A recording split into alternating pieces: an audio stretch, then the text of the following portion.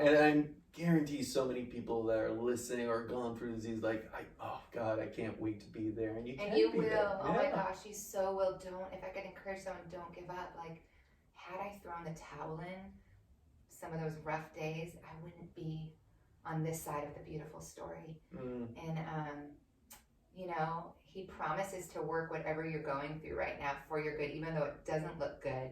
Oh, so the cool part we didn't even share is that then a year later, on August 28th of this year, 2020, so it would have been a full year to like the date of when I'm here in the clinic getting these treatments, I released a new album, which it had been several years, and just seeing how God worked that for good and what he's doing with that and touring and all the cool things that, you know, single, being at radio, beautiful story, how that even ties in with my healing story, like just all these cool things that I could never have had happen had I not walked this hard health story. So just know that even your hard health story can be used for good. Well, that's the point. It's like healing is a part, but through the healing, so much will happen for you, right? I always heard from people that healing is going to change. You're not going to be the same person you were when you were there because you have to, right?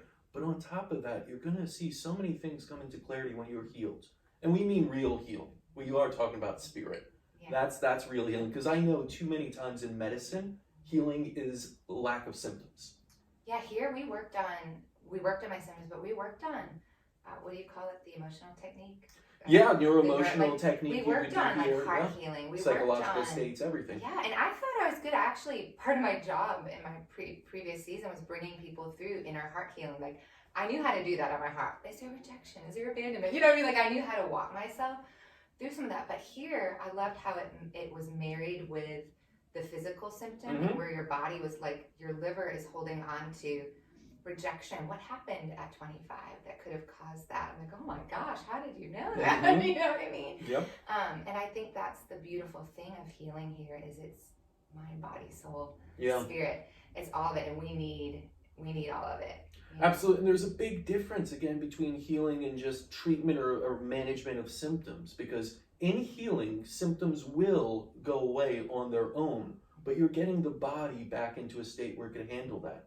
In treating or managing of it, you're going to require something to do that. Your body will never be able to do that. It is forcing the body into something rather than empowering the body.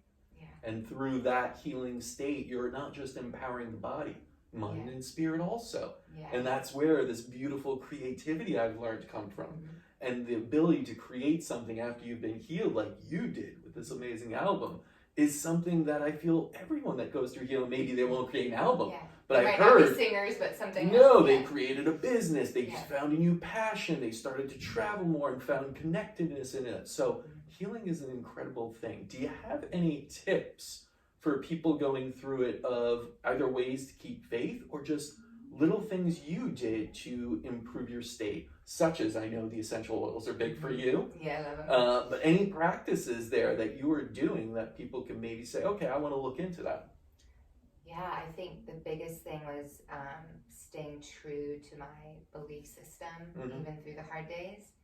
And for me, I think I mentioned this earlier, my hope is anchored to what the Word of God says. So on my lowest of days, every day, I mean, I'm not the kind of reader that reads big chunks at a time, but I would get small amounts. Like today, I was like, this is so timely for our podcast.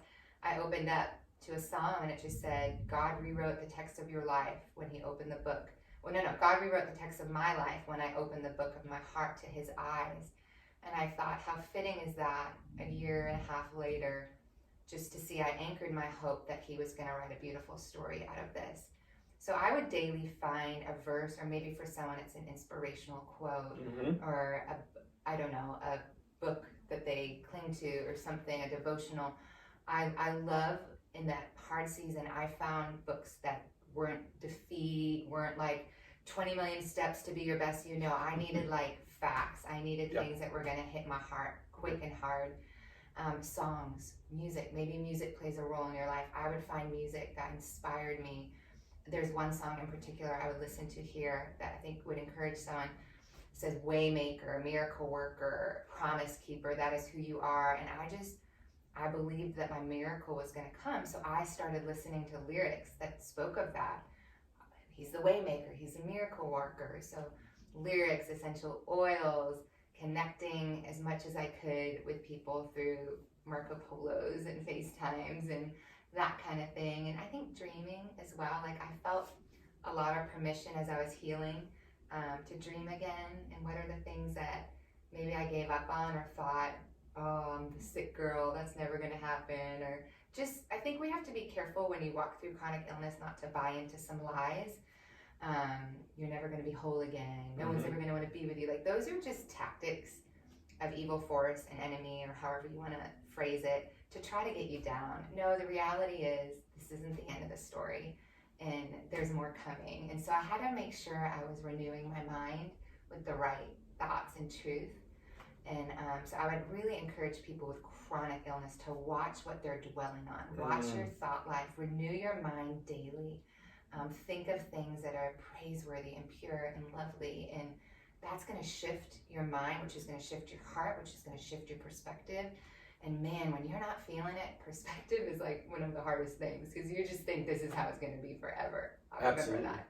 Yeah. And here I am like, oh my gosh, life and freedom. I feel more free today than I have in a long time to be authentically who I am, and watching doors open. And, you know, I think you just have to find those things, once again, that make you come alive. I would force myself to get on my bike before I was really healed and like pedal my little heart out and watch the sunset and let that bring me peace. Even if physically it hurt, it did something to my spirit, it did something to my mind that I believe helped heal me.